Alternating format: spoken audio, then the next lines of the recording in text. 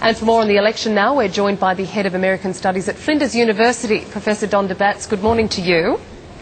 Good morning. Now, all the polls during the campaign and indeed the exit polls have been suggesting a Democratic victory. Do you think this will be an easy win for Obama? No, I don't think it'll be easy. No election really is easy, and one that breaks as many barriers as this one is unlikely to be easy.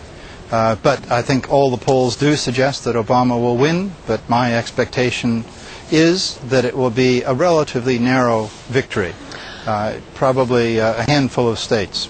Okay, well, we're hearing about certain states which play a key role: Ohio, Colorado, Florida. Why is it that certain states are more important to these candidates than others?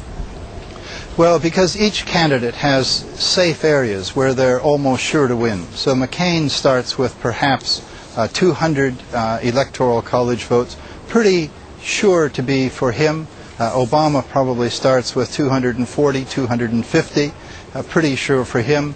And the rest of the states are the battleground states. And one party or the other, one candidate or the other is going to win that state, and with it the electoral college vote. They have to get to 270. That's the magic number. And these states, as you say, like Ohio, like Virginia, that'll be decided in the next couple of hours, are the states which are going to make the next president of the United States. So with the Bush election back 8 years ago, it was Florida that was the key state that handed him his victory. Is it likely to be one state in particular which will hand either candidate a victory?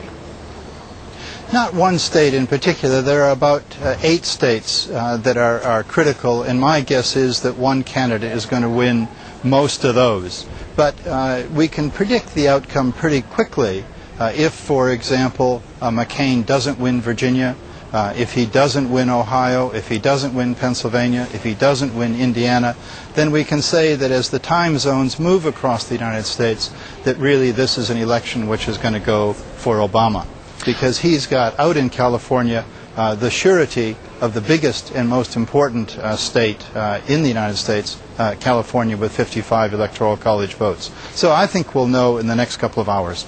Okay, well, if the Democrats do get in, what changes are we likely to see? Well, it depends, of course, if they take control of both the House and the Senate. The House is quite likely, but really what the Democrats are looking for is 60 seats in the U.S. Senate, and they're not at all sure to get that. Without that, it's going to be very difficult for an Obama as president, an Obama presidency, to get through the kinds of policies that he wants to get through. So we have to look not just at the presidency, but at the Congress and particularly the Senate. If he can get a 60-seat majority or 62 seats in the Senate, then everything that he wants to accomplish, he can probably accomplish.